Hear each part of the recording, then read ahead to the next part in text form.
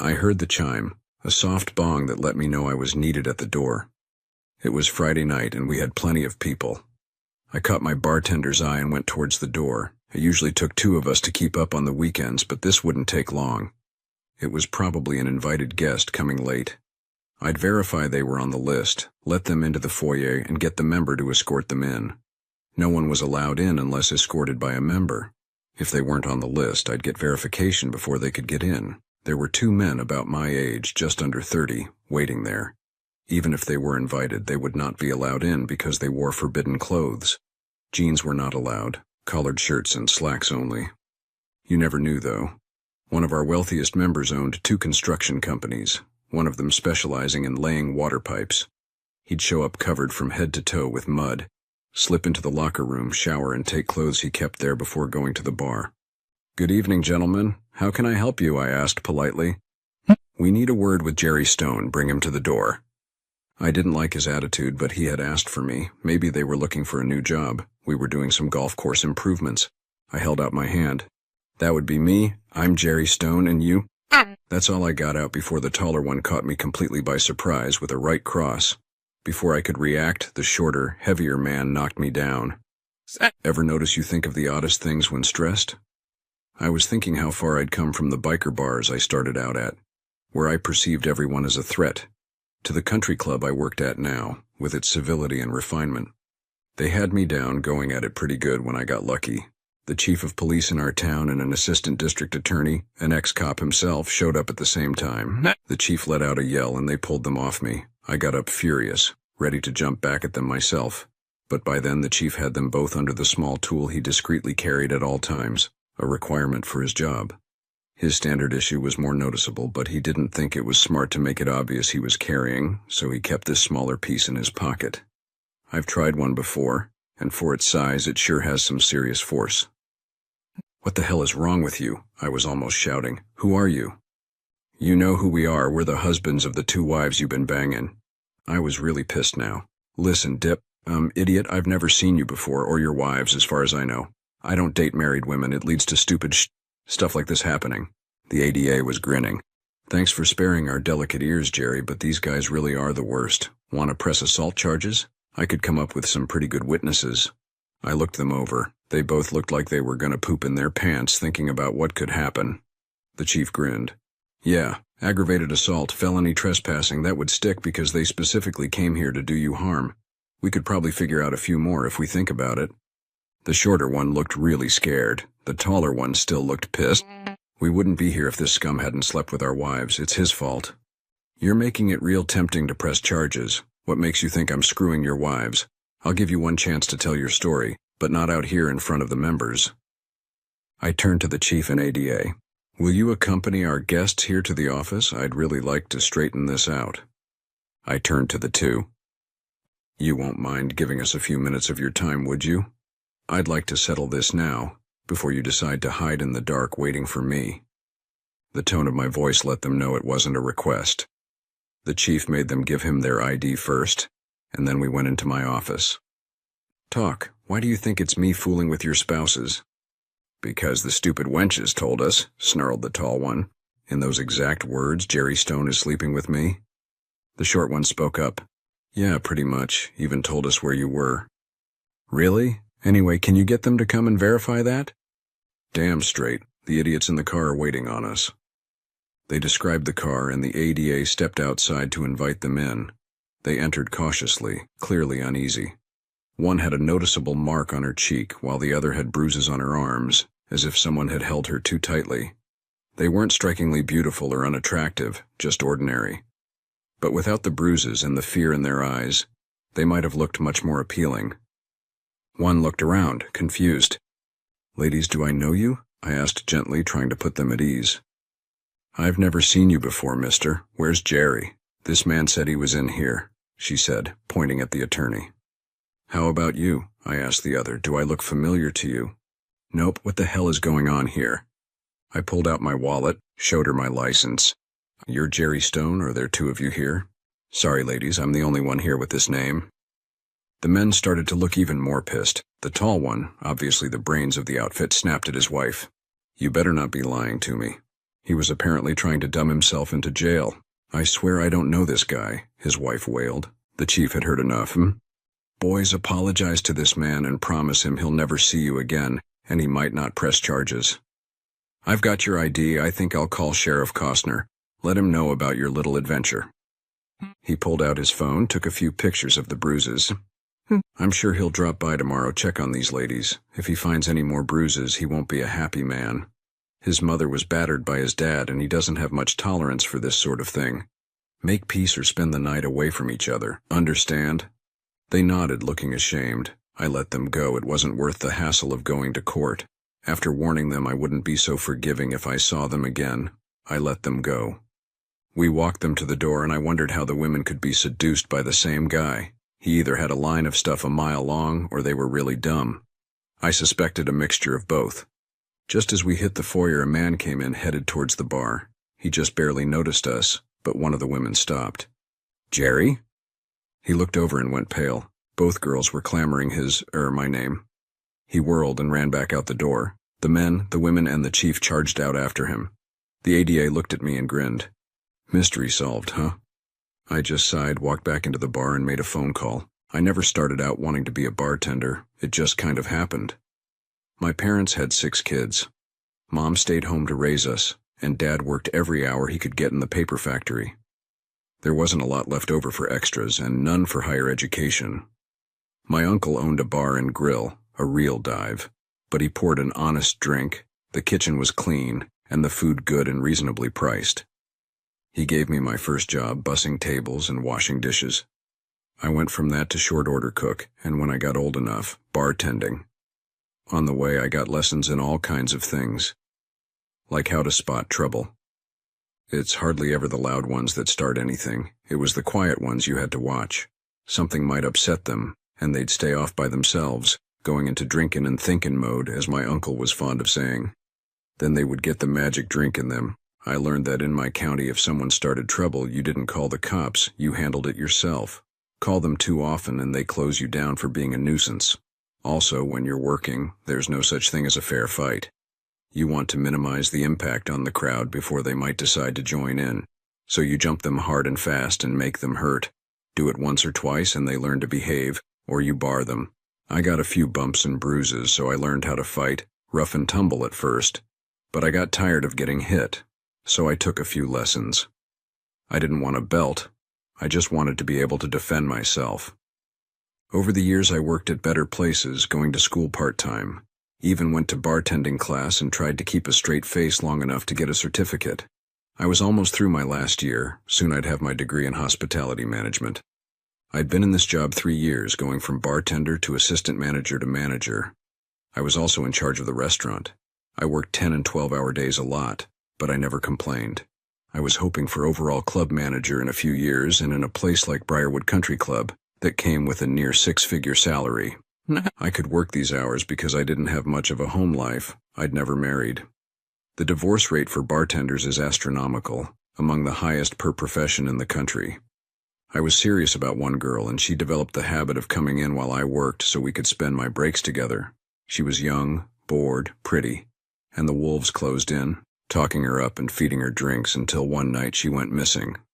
I walked outside and found her in the back seat of some jerk's car. I beat the hell out of him, dumped her, and went to work at a better place.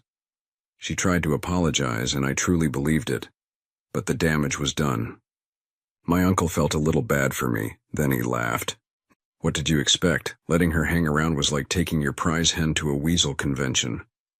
One universal truth I'd learned in this profession: there's always somebody who wants to sleep with the bartender, from socialites to barflies. It didn't take me long to figure out this was job suicide. If you pissed off the right husband or boyfriend, or wife or daughter, you were out the door. I learned to define the balance, lightly flirting with wives and girlfriends while still keeping a distance. And I never once came close to crossing the line, either to an inferred offer or a direct one. It was pretty hard sometimes. The ladies had their own cards and were actually there a lot more than their men, who were off working to maintain their lifestyle. The benefit was they learned they could trust me, so they often sought my opinion on different things. This was especially valuable if they wanted my opinion on gifts. Since I knew their husbands as well, And men often talk about things they don't think the wives would be interested in. I had an edge. One husband loved fishing, so his wife surprised him with a fishing trip to a luxury mountain resort, where he could chase trout during the day while she tanned by the pool, shopped, and visited the spa. And in the evenings they enjoyed each other thanks to my friend in the lingerie business. I had a friend that tended bar at the club there, and let him know I'd appreciate it if he took good care of them. He was happy to agree, knowing he'd call in the favor someday. I did the same for the men. Pretty soon they figured it out and they would tell me directly what they would like so I could pass it on to the spouse. Some were unusual, but most were simple. Once I was asked by a wife if she could trust me. On most anything that isn't too immoral or illegal, a good bartender can keep secrets better than a priest. It satisfied her, and she told me of a fantasy she wanted to play out with her husband. Seemed she was fascinated by being bound to a bed, giving her husband free access to do anything he wanted with her. She wanted to give it a try, but was afraid to tell her husband.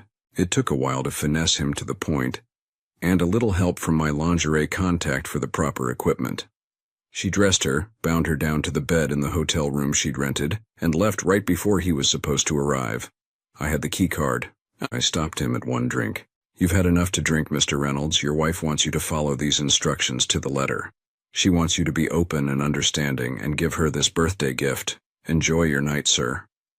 I didn't see them for 3 weeks and worried that I had alienated a member when she came in glowing, wearing a silver choker with a sizable diamond in the middle. She told her friends he had gotten it for her birthday. Later she caught me alone.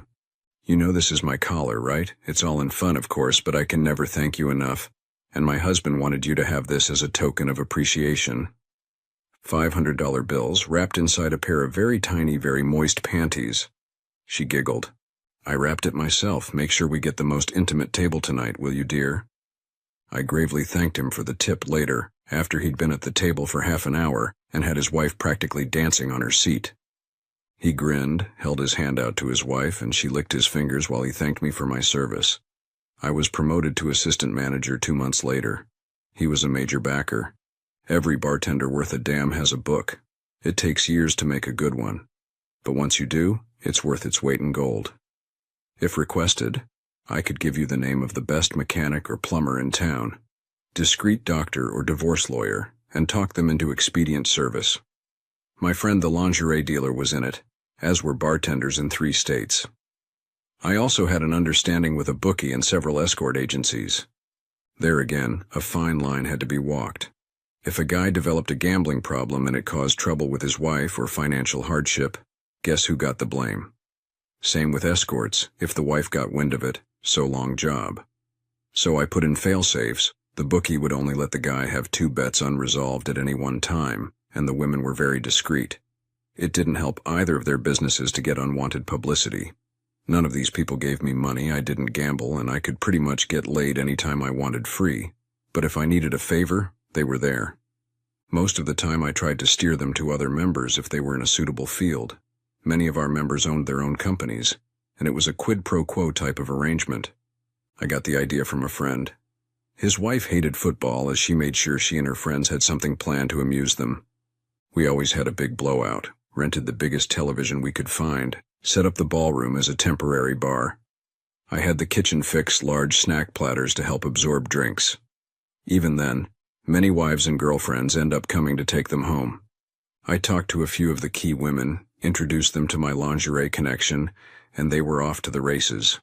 While the men watched football, the women were in a smaller meeting room, treated to the latest in lingerie fashions, the newest toys. She even had a couple more friends help, one a hairdresser, one a makeup artist. They picked 3 women at random, different sizes, features, and ages, and gave them a full makeover, then brought them out, complete with lingerie to flatter their shape and age. The kitchen supplied more refined snacks, and I had another friend, the wife of a local vintner, to supply drinks. It was a roaring success. The men actually had to wait on the women after the game.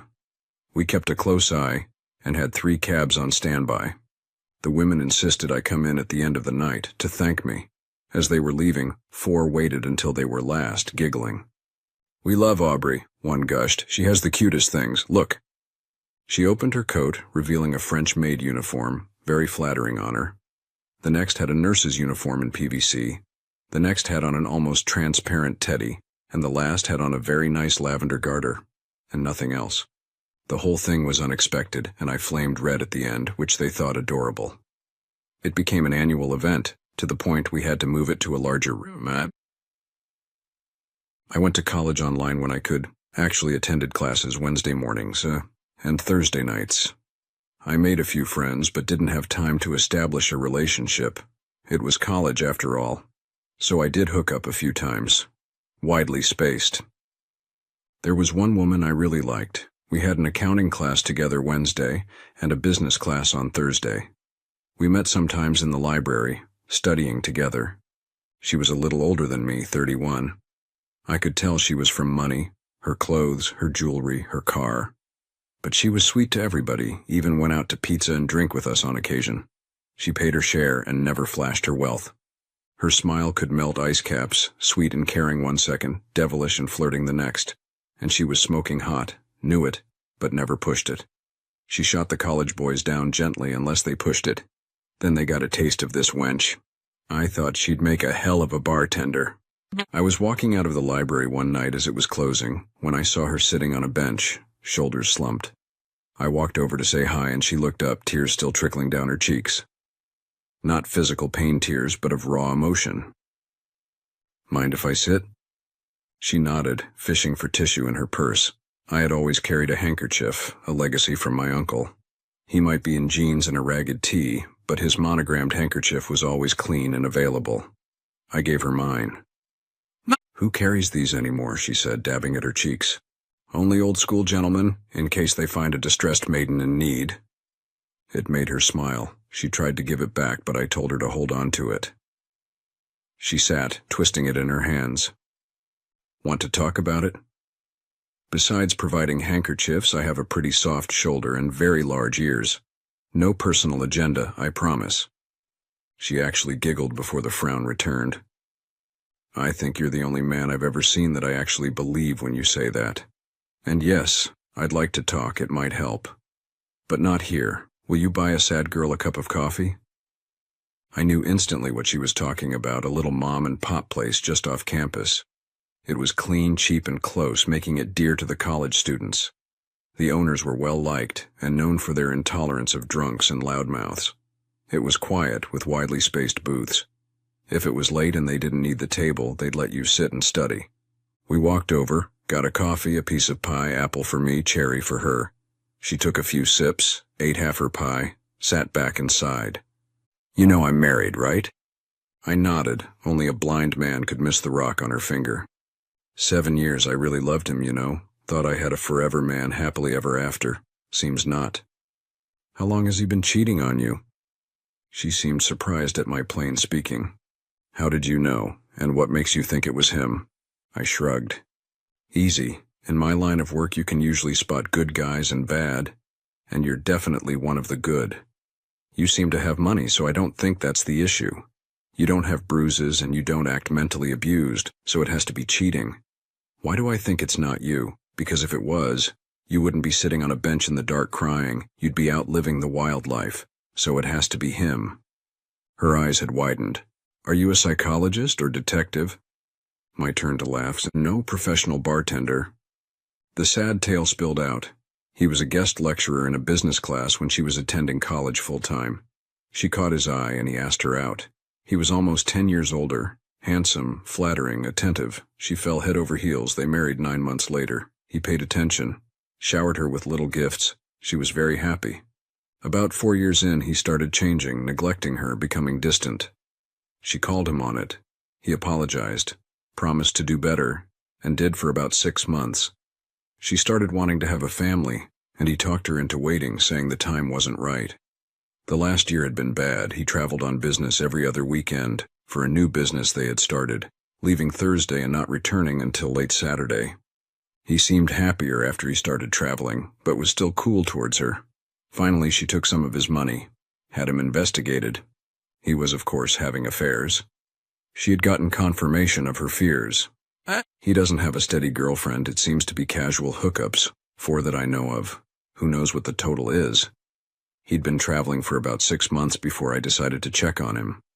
I was scared to death, found a doctor a few towns over, had a full exam. I came back clean, thank goodness, but it was scary. We haven't had relations. I can't call it making love since I found out. Sadly, it doesn't seem to bother him much. Curiosity got the better of me. What are your plans? Are you going to confront him? Try to make it work? She shook her head firmly. No, he's toast. He just doesn't know it yet. It will be pretty soon, though. It's one of the reasons I came back to school. He thinks I'm taking a full course load. Telling him the classes I needed were mostly taught in the evening makes it easier to stay away from him. I just need a few more hours to get my accounting degree, and I intend to use it to help make sure he doesn't try cheating me in the settlement. He always joked that the only thing he could ever love more than me was money. I've already found some duplex apartments and a couple business buildings we own that he's never told me about. I've got a good team digging. I'll know everything when it's time for the showdown. She sighed. Don't get the idea I'm a gold digger. I brought money into the marriage that has helped him quite a bit. It's one of the main reasons there was no prenuptial agreement, so if he loves his girls and money more than me, I'm going to hit him where it hurts. I could see her logic, sort of. Why drag it out? You're obviously not going to keep him. Why beat a dead horse? You're beautiful, admittedly well off, and still young enough to find someone to start the family you want. I bet you'd be a heck of a mom with a Mercedes instead of a minivan. Walk away, find happiness. She smiled for the first time that night. So I'm beautiful, great mother material. I might take you up on the finding someone better plan. You're not married, are you? I blushed and she laughed out loud. You're way out of my league. I'd be a male Cinderella. It would be something to dream about. A rich, beautiful wife who has to be smoking hot in other areas. And you know what I mean. You're the unattainable dream, baby. She was still giggling, but she punched my arm and got serious. Don't sell yourself short. I've seen the way the little co-eds look at you. And Vivian, one of my few hookups, gave you a pretty good report. But my next one will be for love. And lust, of course.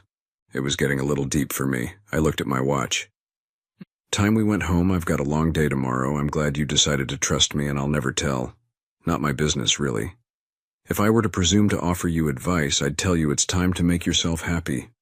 I pulled her chair back. Rescuing damsels in distress, holding doors, chairs, carrying handkerchiefs. Are you a time traveler? Men like you don't exist in this century. Call me old-fashioned. I respect everyone right up until the time I find out they're not respectable, and good manners are ageless. Good night, Marie. I walked her to her car and she surprised me by giving me a full kiss on the lips. I was stunned. She drew back smiling. I just wanted to make sure you're real. Good night, Jerry.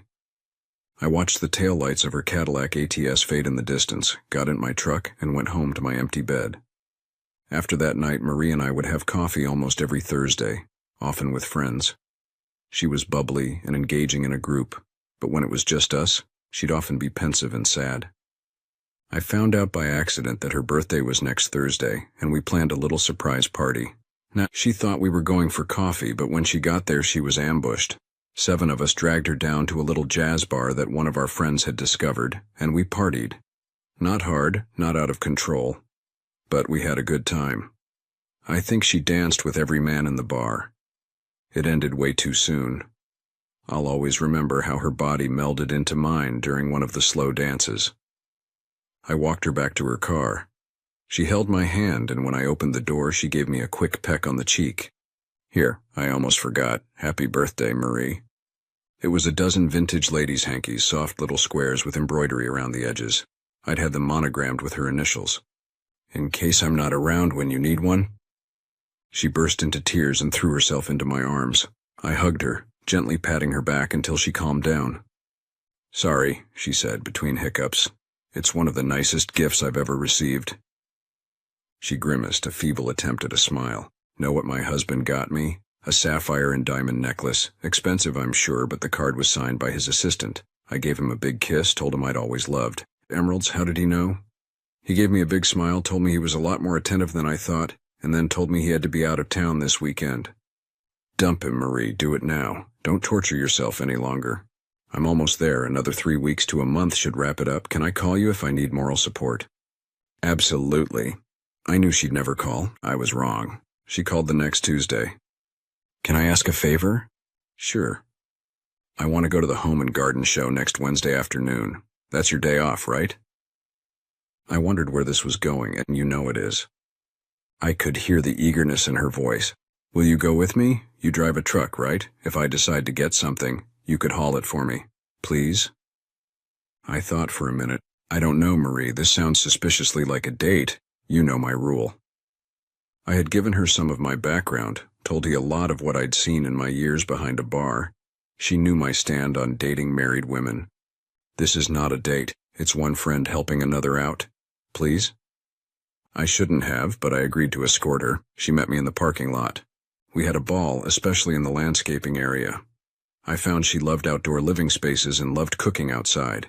We looked at a few pre-planned outdoor kitchens. She oohed and awed. There was one I really liked a lot.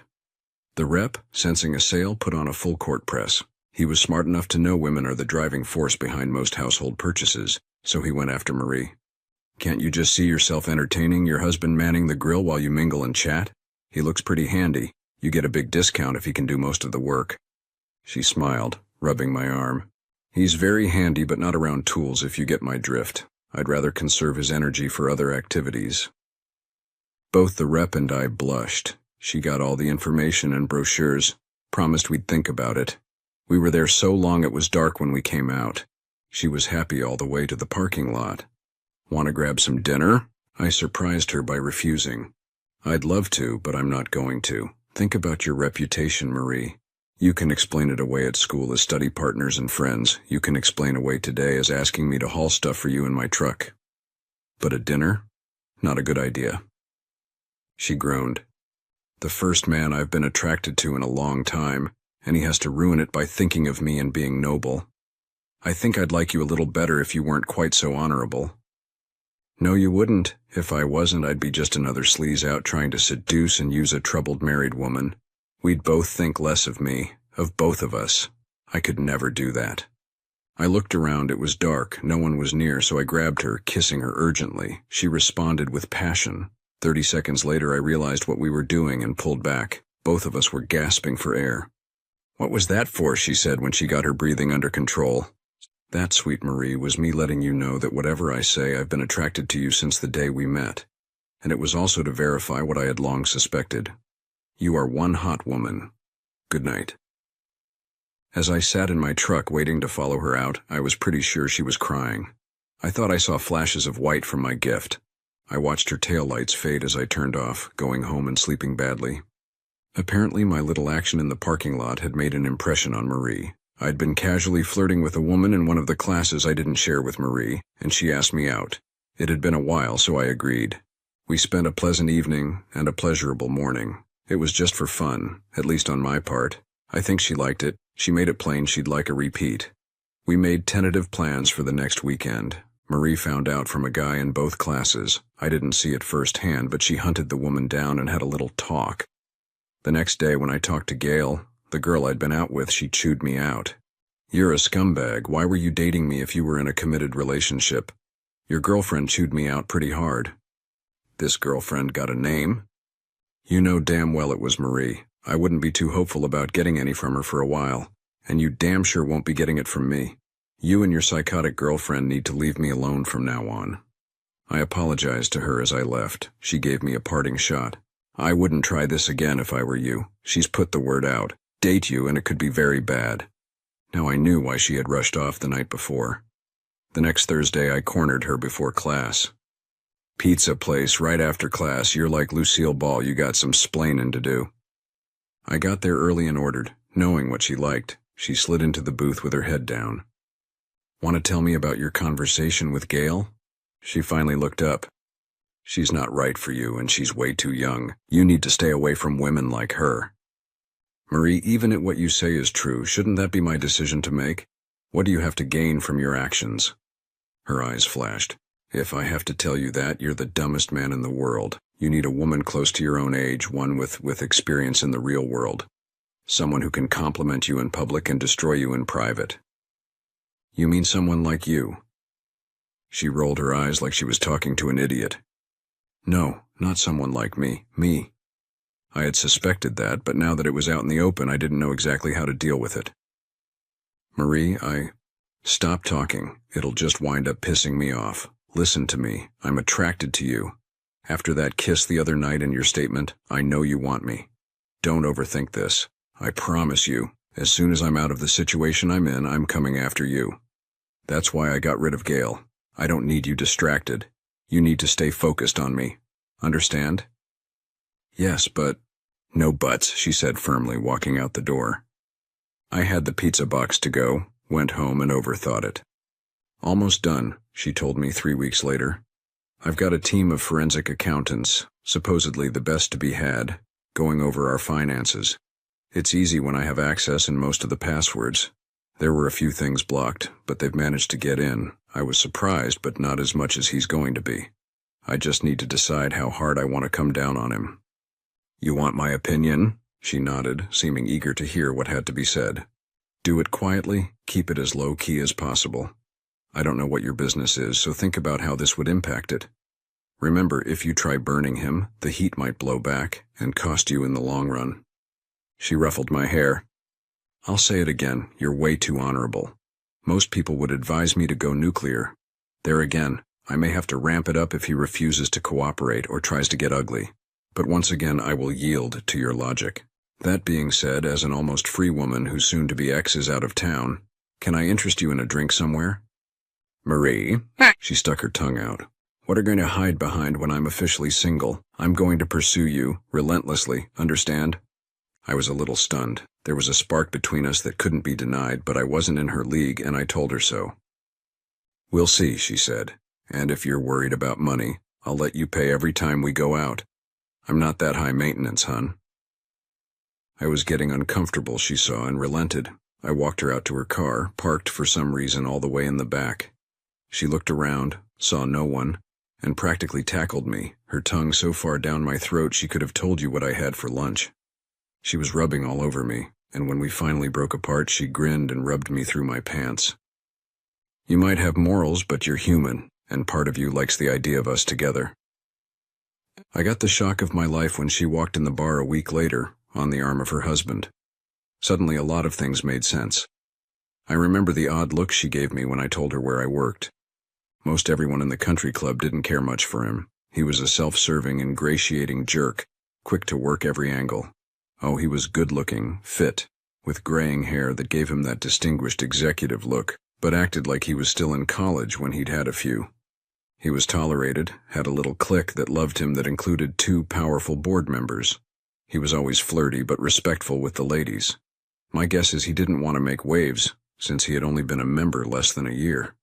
Keeping up appearances and such, I'd never seen Marie in anything but jeans and simple sundresses, which she looked damn good in, I have to say. Black hair in an elaborate swirl, understated makeup that made her liquid brown eyes stand out, lipstick and liner that drew you to her perfectly shaped lips that seemed to demand to be kissed. The standard little black dress that showed a little cleavage and a good bit of leg, finished off with 4-inch heels. It was the first time I'd ever seen her there. I didn't think he was married. I'd never seen him with a wedding ring on. I noticed he had one on tonight. He introduced her around. He seemed proud, but proud in a look what I've got way, not this is the love of my life. I had his drink ready by the time he got to the bar. She made a point of perching on the corner stool beside my service access. And what would you like, ma'am? I was proud of my professional demeanor. She gave me that smile because his back was turned. Oh, I'm not much of a drinker. Why don't you give me what you'd drink if you were off duty? Coming right up. I handed her a drink. She took a sip, nodding. Smooth, not too heavy. I was afraid you were going to come up with some fruity concoction with an outlandish name. This is much better. She turned to her husband. He's very good, Winslow. Don't you agree? He was busy talking to one of his cronies. He waved his hand dismissively. Yes, Jerry is more than adequate. Look, honey, I need to step outside business, you understand? Jerry will take good care of you, won't you, Jerry? As if she was my own, sir, I said with a bland expression. Marie choked slightly on her drink. Good, good. Be right back, honey. I looked at her when he walked off. Don't look at me like that, she said as soon as no one was near. I didn't know where we were going until we got here. This is the first time I've ever been here with him. She giggled. Besides, maybe it's a good thing getting to observe you in your natural habitat. Get some insights that will help me in your seduction. Luckily, I had to walk away then. When I got back, Mrs. Everly was beside her, and they were talking like long-lost sisters. "Ah, there you are. May I have a refill, please? Evelyn, would you like another?" "I believe I would," she said. "Jerry, dear, could you get Aubrey to give me a call? It's Tom's birthday in 2 weeks, and I want to make it special." "Consider it done. I'll have her call tomorrow afternoon." I smiled. Mrs. Everly was in her mid-60s, but had gotten a bit of work done, and looked damn good for her age. She was the one in the nurse's uniform at the lingerie party. Tom had shaken my hand the next week, thanking me. "She's hotter than she's been in years, and said she owed it to you and some woman named Aubrey." She turned to Marie. "Marie, you must come by more often. I'll introduce you to the ladies that actually run the place. Don't tell the husbands, though. Don't shatter their illusions. And if you need anything at all, tell Jerry here. I'm not kidding. Pretty much anything he can get or have done for you. Well, almost everything. He hasn't delivered that Chippendale dancer yet." "Ah, Mrs. Everly, I'm still looking for the perfect one. You're worthy of the very best." She giggled and patted my hand. Marie was grinning. "I may do that, Evelyn. Come more often, I mean. And I may take the offer up on Jerry. I can think of a few things I'd like him to do for me." I had to walk off. Winnie the Pooh, as I had mentally nicknamed her husband, finally showed up, had one more drink, and they left. She made a point of shaking my hand, thanking me for my services, present and future. I was sure she put a little extra sway in her hips as she walked out the door, knowing I was watching. Mrs. Everly was also watching. "She seems sweet, don't you think so, Jerry?" "I concur, Mrs. Everly. I'm sure she's very sweet." "Don't care much for her husband, though." I said nothing, but agreed wholeheartedly. 2 weeks, then boom, 3 weeks, Jerry, and the chase is on. She was in a very good mood. I liked watching her smile. It was like the air after a big rain. Everything was sharper, cleaner, more in focus, prettier because of it. And then I had a moral slip and we made love. It was stupid, but then aren't most accidents? I had stepped outside to talk to a local farmer. With the slow food movement firmly entrenched, I was always working with the chef to bring things to the menu.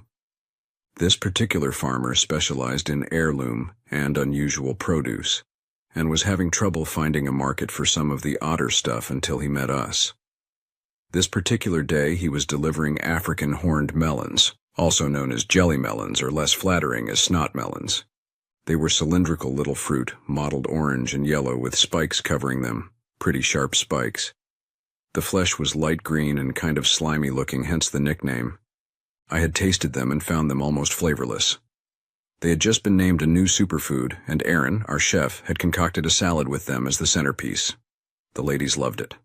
I had walked outside to look at some bananas he had managed to grow, tiny pink little things with a lot of flavor. He'd raised a dozen trees just for fun, and he was giving the harvest away to friends and customers. I was helping him carry in his delivery, mostly because I enjoyed talking to him and wanted to get out in the sun. We were right beside the cart path. He was drunk, reaching for another drink, and ran all over me. I guess I should be glad it was a golf cart and not a car. After a trip to the ER, I had a brace on my knee, 4 stitches in my arm, and an awful headache. I was also out of work for 2 weeks. No negotiation. I did hobble the next day, working in the office for 2 hours, reaching into my book for temporary help, going over the schedule with the chef and assistant bar manager, getting ready for my vacation when the club manager and the chairman walked into my office. "Jerry, how do you feel?" There seemed to be genuine concern in his voice. He was a good man, rising from nothing and building a successful business. He had been chairman for quite a while, and the club was his third passion, following his late wife, then his business. Despite his age, women young enough to be his daughters seemed attracted to him. "It's the money, Jerry," he said, late one afternoon when we were practically alone in the bar, and he was in a mellow mood. "Put enough zeros behind a number and it makes you ridiculously handsome. I enjoy them, but it's never going anywhere. My late wife set the bar too high, and I haven't found anyone else who can come close." "Sore," I said, coming back to the present, grinning. "The doctor says I can come back in 2 weeks on a limited basis. We just want you to know the club will take care of all your expenses and your salary. Anything else you need, let us know." He paused, hesitant. "What do you want to do about Bob?" Bob was the guy who ran over me. I knew they were worried about possible legal ramifications. I bore him no ill will. I know it was an accident. And he was a decent guy when he was sober. 1 month suspension. What if it had been a guest or some service guy or even a member? The club would be in deep trouble. And when he gets back, he doesn't drive a cart for at least 3 months. That's my suggestion. Both of them breathed a sigh of relief. Done, thanks, Jerry. And Don wants to apologize to you. He really does feel bad about what happened. Tell him we'll talk when his suspension is over. We talked a few more things over. I returned to my apartment, where a pain pill was waiting with my name on it. I was in a pleasant fuzzy fog almost instantly. The pounding on the door was insistent. I listened to it for what seemed like forever before I finally dragged myself off the couch. Marie almost knocked me down rushing in. How bad are you hurt? They should shoot that dumbass. I shook my head trying to clear it, tried to talk but it came out slurred. Poor baby. Let me help you to bed. She led me into the bedroom and sat me on the bed. She took my shirt off, helped me down to my boxers, sliding the loose exercise pants off slowly to avoid hurting me.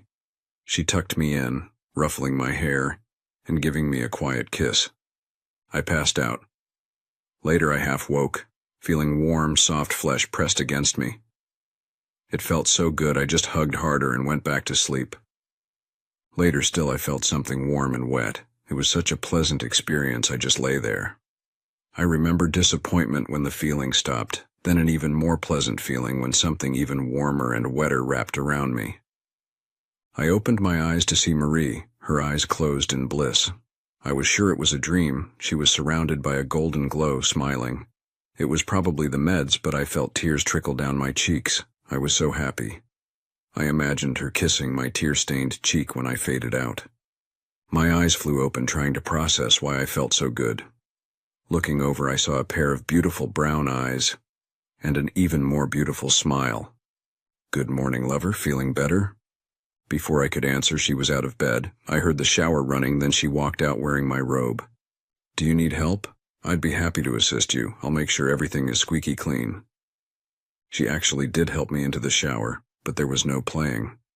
Afterward, she helped me into a pair of running shorts and my brace. She rattled around the kitchen making coffee. She sat our cups down and sat grinning. How did you know I was hurt? Evelyn told me. She called, inviting me to an impromptu lingerie party. I told her I'd love to. She seems really nice. I mentioned you, and she told me again how well she thought of you. And wasn't it a shame that you'd gotten hurt? I got off the phone as quickly as I could. I had to see you, make sure you were all right. How did you know where I lived? She blushed a bit. I had the private detective I hired for Winslow help me. It took him 30 minutes. I didn't know what else to do. I had no one to ask. She looked around the kitchen nervously. Say it, I said, prompting her. I'm so sorry you got hurt. I knew you were alone and I just had to come. I felt like you needed me. And yes, I used your weakened physical and mental state to take advantage of you. If you're waiting for an apology, don't waste your time because it's not coming. I'd do it again. In fact, I want to do it again, often, and as long as you will let me. So there. I kept my eyes devoid of emotion until she looked miserable. Then I smiled, kissed her cheek, and told her maybe I'd take her up on that offer after she was legally free. She practically danced around the kitchen, chattering a mile a minute. I just sipped my coffee, smiling. She left late that afternoon. She wanted to play, but the pain was coming back and I still didn't feel right about it, so nothing else happened. She had packed an overnight bag, just in case, she said, and made a point of taking another shower, leaving the door open. She came out with a towel wrapped around her head and nothing else. I admired her body, the high, firm chest, the surprisingly full bush. She saw me and laughed. I prefer being clean-shaven, but when I found out he was cheating, I let it go, knowing he hates hair. Just another way to keep him away from me. Winnie the Pooh is an idiot. How in the world could anyone cheat on you? Not just your body or mind, but the whole package. I'll never understand.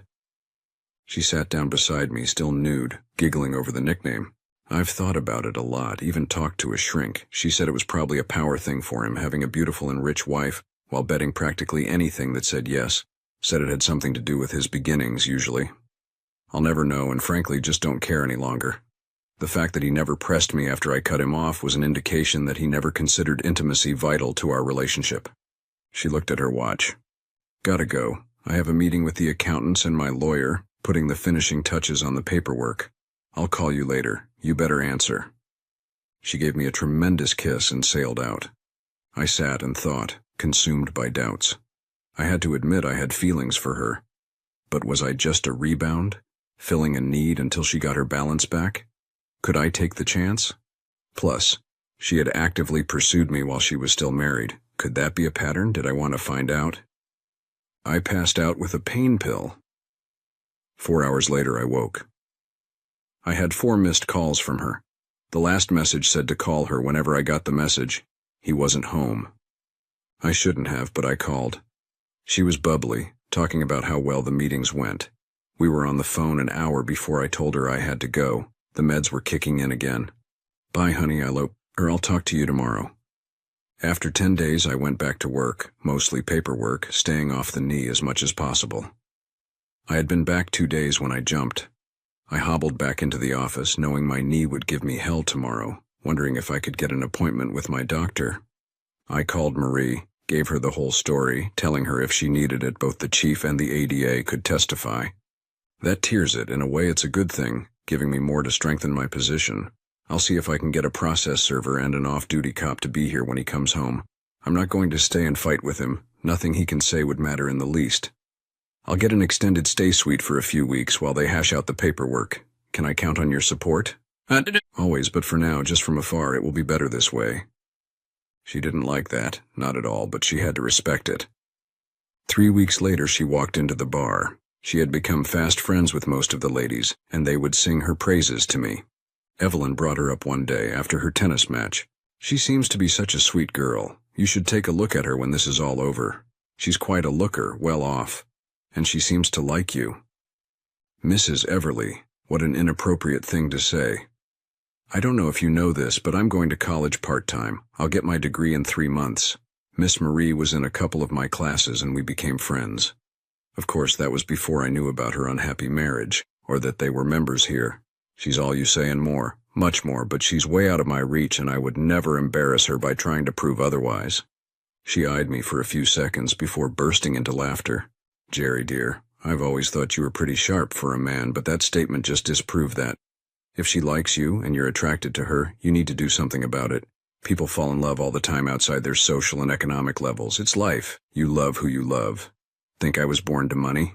I was the 4th daughter of a Pennsylvania coal miner. We were dirt poor.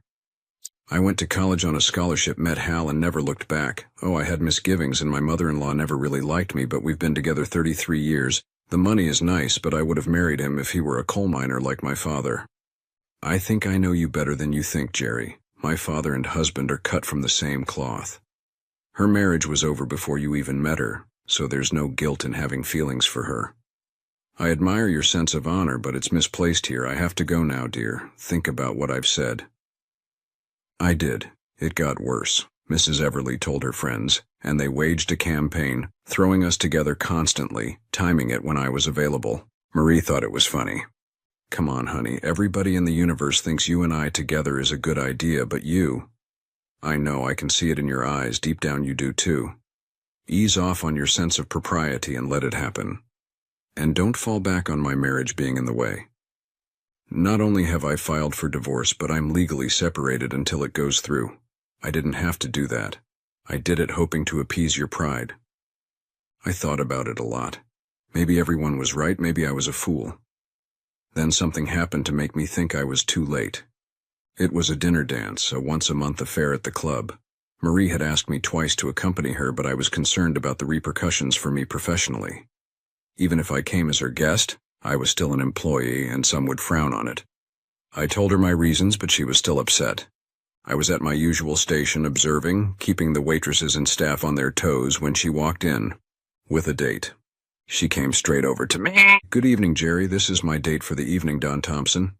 You might recognize the name. His family owns Thompson Manufacturing. I told him you were the best at what you do, and that you would take good care of us all.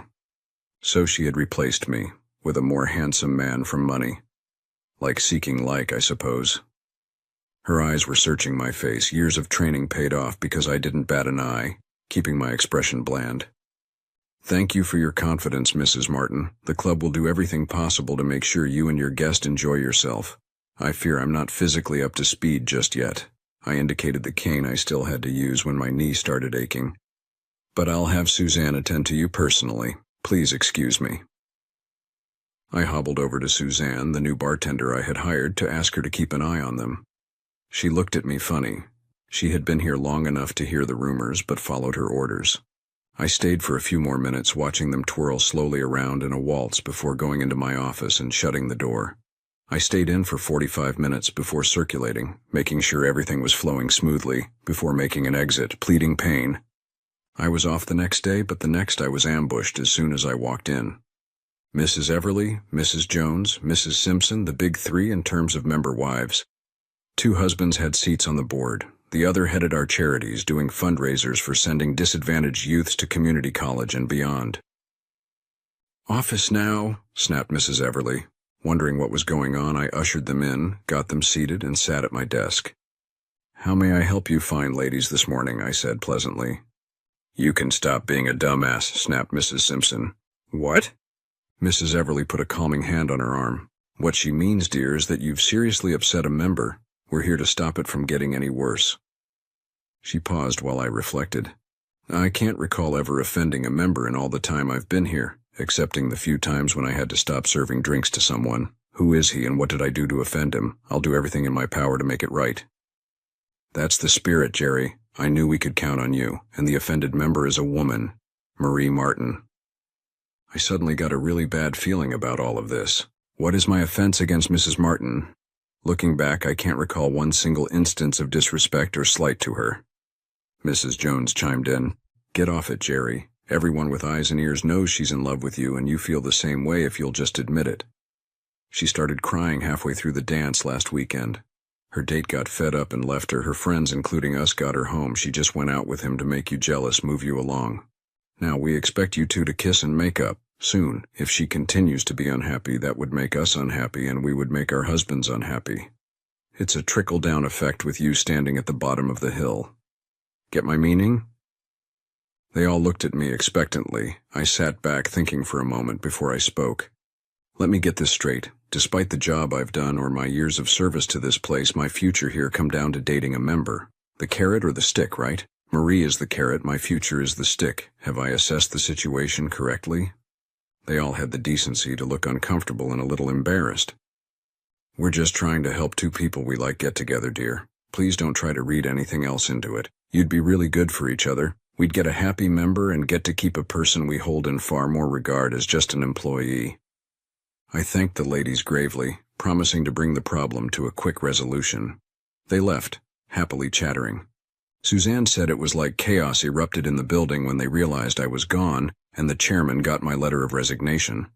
I disappeared for a week, using my contacts to stay off the grid, working my way through 2 resorts and an upscale bar 3 states away, while I calmed down. The ladies should have talked to my parents.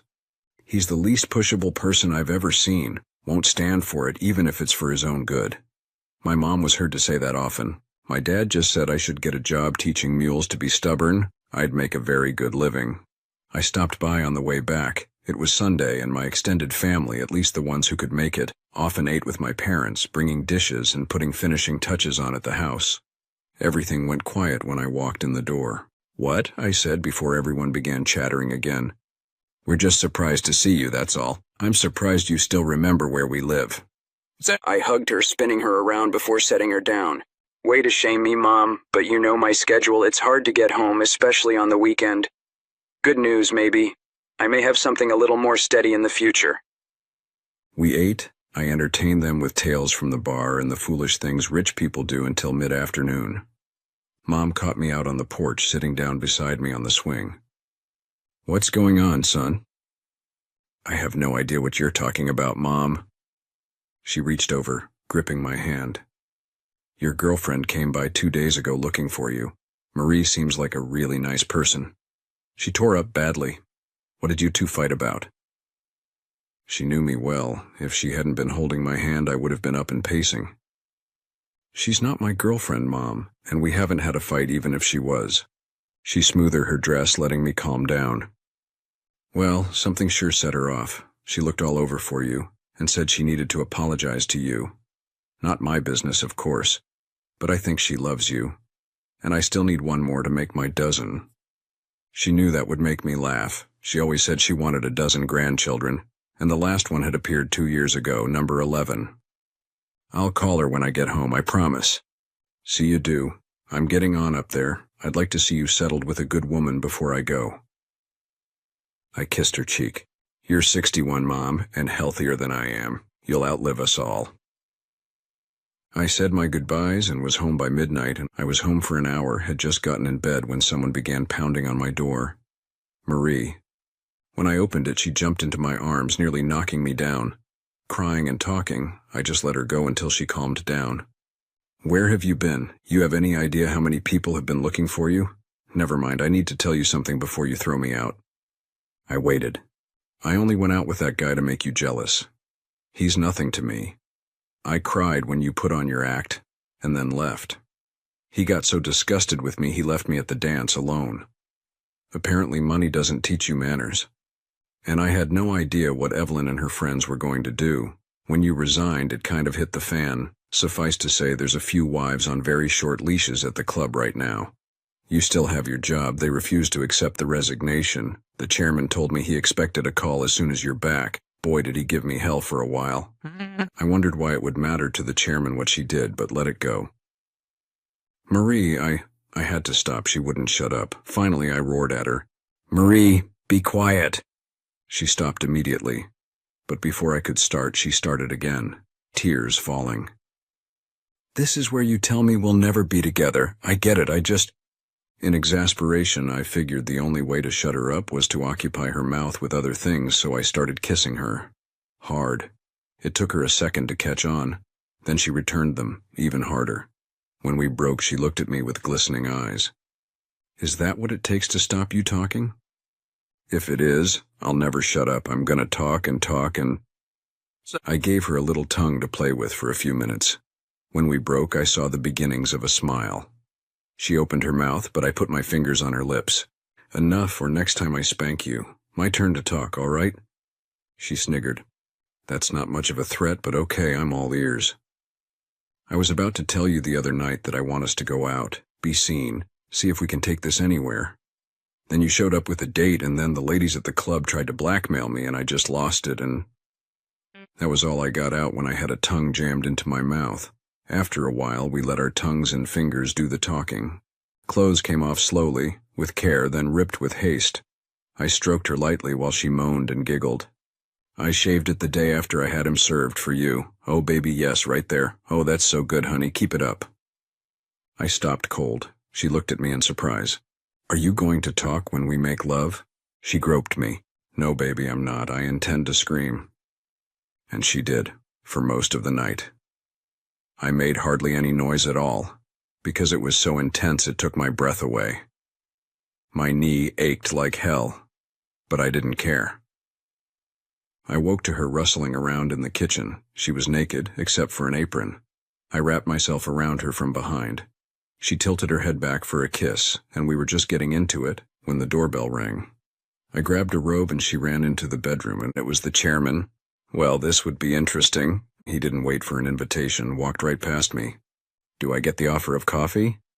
I finally got over my surprise. Of course, sir, cream sugar. Black'll do. Where the hell have you been? Your assistant is an idiot who can't handle pressure. Your Suzanne is a treasure. If it hadn't been for her and the chef, the place would have collapsed. Didn't you get my email? Oh, that joke. We had a good laugh before tearing it up. Think your knee will be up to returning in a couple of days? I think that's about as long as Suzanne can hold out before she snaps. Just as I thought it couldn't get any more surreal, Marie came out of the bedroom, wearing a t-shirt and nothing else. She walked up and kissed the chairman on the cheek before grabbing a cup. Hi, Daddy. Talked sense into your future son-in-law yet? I know I look like a deer caught in headlights. Marie pounded the table laughing while the chairman grinned. I wish I'd have remembered to bring my phone out with me. You should see your face. The chairman finally laughed. Call me John. After all, if things work out, we'll be seeing a lot more of each other. And Marie, remember your lesson. I know he's a little slow, but he'll get around to asking you soon, I'm sure. Now, I have to go to work, and you need to clean up the mess you caused when you left. And if anybody asks, you were off having therapy on your knee. I'll see you at the club tonight. He patted me on the back, leaning in so she couldn't hear. Ask her soon. She's made herself a fool over you. Help her regain her dignity. I'll get right on that, I promise, I said softly so she couldn't hear. She was eyeing us suspiciously, wondering what we were saying. We showered together, played a little, tried showering together again, gave up and made love, before showering again, separately. I don't think I was ever as clean in my life. Suzanne and Aaron did everything but roll out a red carpet in front of me as I walked in. They were so happy to see me back. Michael, the assistant manager, almost kissed me. I've discovered something about myself. I'm not a leader. When you get better, can I go back to being a regular bartender, please? I assured him he'd have a place with us and got down to business. I worked steadily until nearly 7, when Marie walked in. She gave me a big kiss in front of everyone. No one seemed surprised, and many were grinning. Dinner break, love. Have to keep your strength up for rehab and such. I followed without argument into the dining room she'd pre-ordered. I looked at her. Aaron knows what you like. I'm just maximizing us time. We talked about trivial things for a bit, enjoying the meal. Over coffee, we got serious. All right, Spill, why didn't you tell me who your dad was? You were already sensitive about money and position. I can imagine your reaction when I said, by the way, my dad is the chairman of the board where you work. Now let's talk about more pleasant things, like something you might want to ask me, maybe. I smiled at her hopeful face. In good time, my beauty. First there's that pesky little divorce to finish. She frowned. Can you believe the jerk wants counseling? What does he hope to gain? Never mind. I'll answer myself. A better split. He nearly had a heart attack when we showed him how much of what he'd hidden from me we'd found, including the offshore account and the exact amount on deposit. My lawyer says to let it play out. If he sees we're not in a hurry, he may cave and come to terms sooner. It would be best not to let it leak we're seriously involved. Kind of hard to keep that a secret now. I looked to see what she was staring at, the big 3 barreling down on us at full speed. I stood, graciously offering them a seat. To my surprise, they declined. We're just here to apologize. What we did was wrong, something our husbands reinforced strongly. We should never had interfered. Forgive a few old ladies who were trying to help love along a little faster. I looked at them strongly. No. They looked at me in shock. I tried to savor the moment before I couldn't help it and smiled. I can't forgive someone who gave me a kick in the butt that sent me in the right direction. I owe you. And thank you. Thank you a lot. They started smiling, decided they did want to chat, and sat. After a few more minutes, I looked at my watch and rose. Ladies, as much as I enjoy the company I'm in, I have to go back to work. I hope the remainder of your evening is pleasant. They insisted I kiss each one on the cheek, except Marie, who pulled me into a full kiss. The older ladies giggled when she told me she'd see me at home. Thank goodness this is resolved. Now, ladies, I'll leave you to spend a little time planning my future with no regard or input from me, because it's really working well so far. Don't you agree, Marie? The whole table glowed red and I walked off. I felt like whistling. Marie thought I was far enough away not to hear them. So, Aunt Evelyn, what's on your mind? Why, wedding plans, dear. What else? I was halfway across the room when I heard that. I turned to see Marie with her hand to her mouth while the others laughed. I smiled at her and she relaxed. Going back to work, I wondered if I ever had any chance at all once she decided she wanted me. Probably not. The divorce finally came through 5 months later. He fought it, forced counseling. When he had exhausted every option and even his lawyer told him he was wasting time, he started to bargain. Seemed they owned 3 car dealerships. He had one when they married, and with her money they invested in 2 more. That was what led to his traveling. In the end, he got to keep his original dealership, all the apartments, office buildings, their old home, and his not-so-hidden bank account. She got the Ford Hyundai dealership and the Buick Honda Subaru dealership, along with a few investments and a little cash. By a little, I mean a lot. The day it was final, I went with her to court. Surprisingly, he attended also. He kept looking over at us, while Marie kept giving me little public displays of attention. He was about to snap by the time we left the courtroom. Charging up to us in the hall, he was practically screaming, "You scum! The bartender? You're kidding, right? The bartender, you probably ratted me out. I'm gonna ruin you, goddamn gold digger." I pushed a shocked Marie away from me, taking the scene in. The bailiff and a deputy sheriff in the hall were too far away to reach him. His lawyer was there, but there was no way he was getting between us. I let him come, sidestepped his lunge, pushing him off balance, smiling when he crashed headfirst into the wall. He jumped up to find me standing over him, ready. I hit him in the gut, hard. As he lay there gasping, the cops got there, tasers drawn. He just didn't understand the concept of quit while you're losing. Cussed me again, and knocked the aging bailiff down trying to get to me. By then a state trooper was there, and he was tasered so much he lit up like a Christmas tree. He was still convulsing while they handcuffed him. I declined to press charges, but the DA went after him for assaulting the bailiff and creating a disturbance. He got 3 weekends in jail and 200 hours of community service. I'll see him every once in a while in an orange vest, picking up trash on the side of the road. I always blow and wave. Her father came to see me. I hear there's to be a wedding in late June, true? Yes, I smiled. I'd ask you for her hand, but I'm afraid it's too late. She already mommed for mine. Good. I've always liked you, Jerry. You did a good job in ways I would have never thought of. You'd make a master politician. You would have made a terrific club manager. Too bad, really. I was stunned. What exactly are we talking about here? He seemed surprised. Why, your resignation, of course. Can't have my son-in-law working here. It would be a conflict of interest. Wouldn't do at all. So, if I marry your daughter, I have to resign? Afraid so. I slumped down. This had been my dream for a long time. Silly, maybe, but my dream nonetheless. I shook myself. No job would ever be worth Marie. Good thing I'm marrying money, I suppose. He stopped smiling. Let me get this straight. I will never allow my daughter to have a husband she has to keep up. He paused, gauging my reaction. Besides, you have a job. With me, I have to keep an eye on the gold digger she married. I looked up in surprise. He had a huge smile on his face. I've watched you, Jerry, as you worked your way up. You never slacked, took on more than your share, continually found ways to make this club better. You paid for and earned your diploma without help. You're probably the most moral man I know, and underneath your calm exterior is a core of iron. You set goals, established a timeline, and accomplished everything you set out to do. You can be proud of yourself, son. I know I am.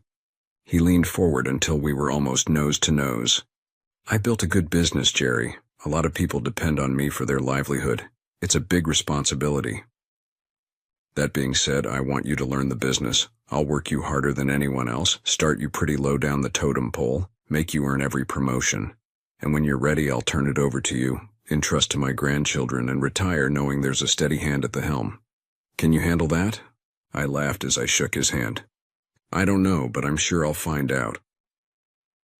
So it came to pass that on a sunny Saturday afternoon in June, Marie Patterson, she had taken back her maiden name, became Mrs. Jerry Stone, in front of most every member of the country club, my family and friends. Mom was especially happy. She had been recruited by Evelyn to help with mother of the bride duties, and just before she came out to walk down the aisle, she shared a secret with both of them. I know it's my day, Mom, she said to my mother, but I want to give you a gift. She handed her an envelope with an invitation inside. Mom still has it. A birth announcement.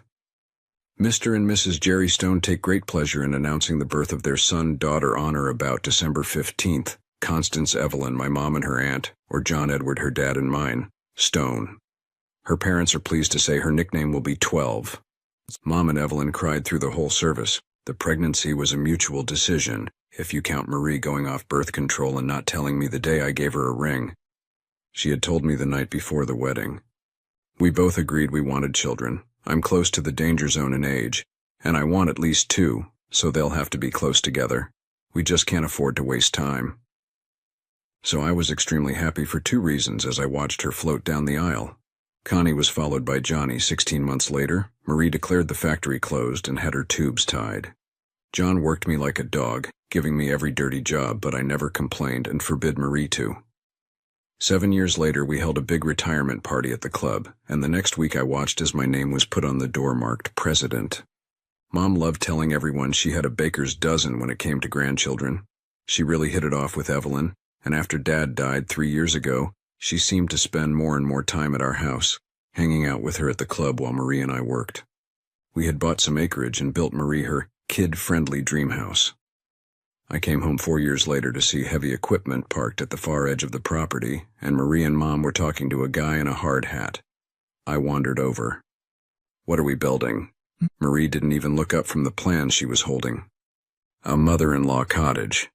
"For who?" She looked up from the papers with an exasperated expression while Mom pretended not to laugh. "My mother-in-law."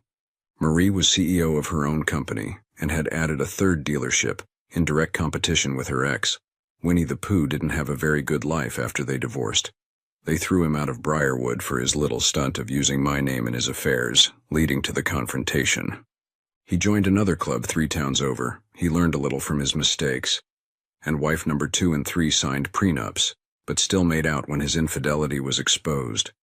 Marie tells me he's living with a woman 17 years his senior. She's very wealthy but refuses to marry him and keeps him on a very short leash. I know what people say about me. I married money, slept my way to the top, that I'm henpecked. I'm sure if Marie heard anything like that, she'd straighten them out pretty quick. He's the sweetest man in the world and goes along with what I say because it makes me happy, and he really doesn't care.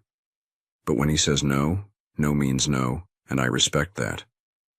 There's something amazing about having a CEO draped across your lap. Sometimes I think she pushes me deliberately, especially if she's stressed. Anyway, they don't say it to my face. Everyone who knows me, everyone that matters, knows the truth. Screw everyone else. I prefer to think I married the woman of my dreams and all the rest is just side benefits. I have to go to the club now. I've been elected to the board of directors. I know my father-in-law is still the chairman. Nepotism rules. He's confided to me he will be leaving soon. He finally found someone he says is the equal to his late wife. I'm pretty sure I'm going to like my new mother-in-law. I've known her for as long as I can remember. Marie laughs and says we're in a unique situation. My mom will also be my mother-in-law, and her stepmom will be hers.